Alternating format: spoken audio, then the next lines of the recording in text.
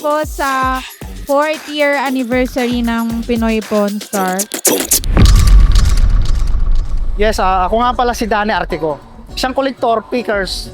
Lahat kinokolekta natin. Art, painting, mga coins, banknotes, mga books. Yan, mga kadalasang kinokolekta ko. Nagsimula ako ng 15 years ago eh. Mayroon ako isang coins hanggang sa na yung koleksyon ko bilang napunta na sa mga art, then sa mga medal, lahat ng mga pwedeng i-collect. Bilang kolektor, mayroong mga may mga isang items na i-collect natin, pero yung demand kasi like coins na mahirap hanapin, so nagdi-demand yun.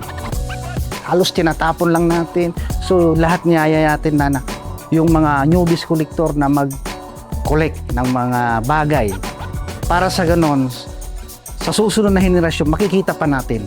Kami bilang kolektor, karangalan na maimbita dito sa 4th year anniversary ng Pawn Star.